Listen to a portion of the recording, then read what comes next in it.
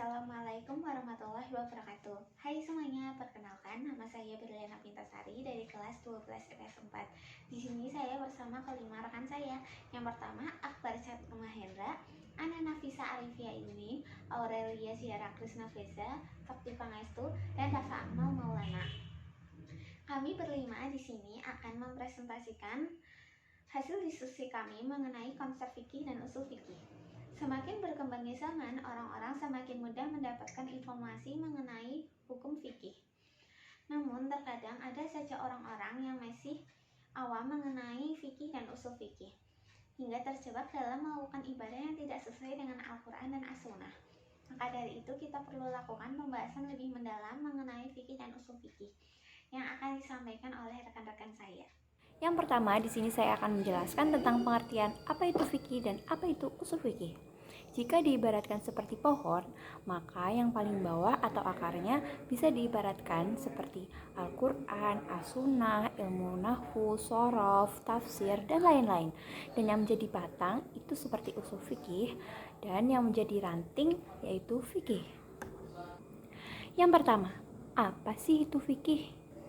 Fikih memiliki banyak sekali arti, yaitu memahami secara mendalam, mengerti, dan ahli. Paham di sini artinya mengerti apa yang sedang dibicarakan. Adapun arti fikih dari segi istilah. Fikih dari segi istilah adalah sesuatu yang berkaitan dengan hukum syara, baik yang ditentukan langsung oleh Allah Subhanahu wa taala atau ditentukan oleh Rasul dalam Al-Quran dan hadis, atau bisa juga ditentukan dengan ahli fikih atau mujtahid. Sedangkan hukum syara itu apa sih? Hukum syara adalah sesuatu yang berkaitan dengan perbuatan manusia. Yang kedua adalah usul fikih. Dari segi bahasa, usul fikih terdiri dari dua kosakata, yaitu usul dan fikih. Usul bisa diartikan dengan dasar atau landasan. Sedangkan fikih seperti yang tadi saya sudah jelaskan di pertama, fikih berarti mengerti atau memahami sesuatu yang sedang dibicarakan.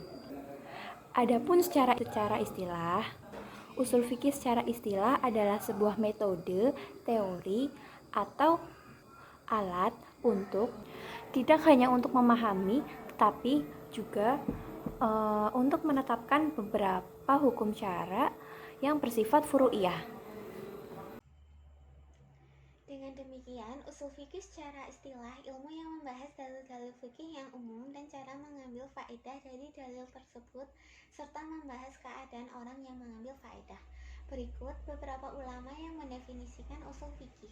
Yang pertama, Asy-Syafi'i mendefinisikan usul fikih yaitu ilmu yang membahas dalil-dalil fikih secara global dan bagaimana cara menggunakan dalil tersebut serta keadaan orang yang menggunakannya. Yang kedua, Abdul Wahab Khalaf, ya, usul fikih adalah ilmu yang membahas kaidah-kaidah yang digunakan untuk menetapkan hukum-hukum syara yang berkaitan dengan perbuatan manusia dengan menggunakan dalil-dalil yang terperinci. Yang ketiga, Al-Ghazali.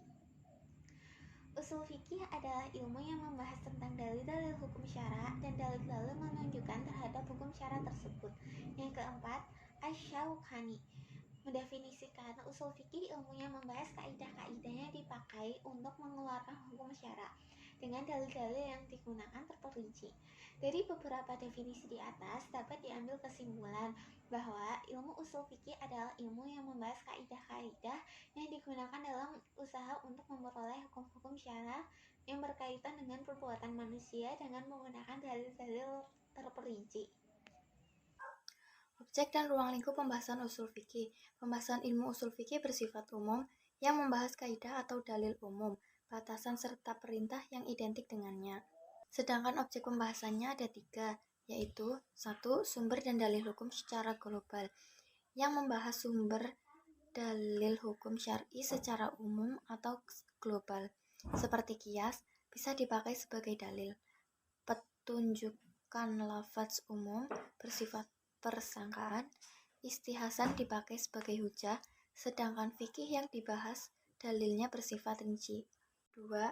Hukum syar'i yang terkandung dalam dalil secara global, terkandung dalam sebuah dalil, sedangkan fikih membahas hukum syar'i secara terperinci. 3. Kaidah usuliyah dan metode istinbat hukum syar'i. Membahas kaidah dan metode istinbat hukum. Sementara fikih membahas hukum perbuatan mukallaf. C. Tujuan dan manfaat memperoleh usul fikih. 1. Tujuan mempelajari usul fikih dimaksudkan untuk menghasilkan hukum yang diterapkan. Namun dapat diketahui kandungan hukumnya dengan adanya kaidah baku untuk menentukannya. Ilmu usul fikih memunculkan kaidah-kaidah yang ditetapkan oleh para ulama agar tidak salah dalam mengambil kesimpulan hukum dari dalil-dalil yang ada. Tujuannya agar kita bisa menerapkan kaidah-kaidah pada dalil yang ada sehingga bisa menghasilkan hukum syari yang bisa diamalkan. 2. Manfaat mempelajari hukum usul fikih. A. Menyingkap hukum permasalahan kontemporer. Di era modern ini, banyak sekali permasalahan baru bagi kaum muslimin dan semakin lama semakin kompleks.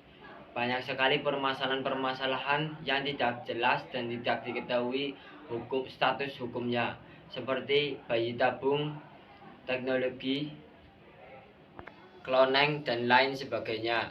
Oleh karena itu, dengan mempelajari ilmu usul fikih inilah seseorang bisa mengetahui, membahas, dan menyelesaikan permasalahan tersebut.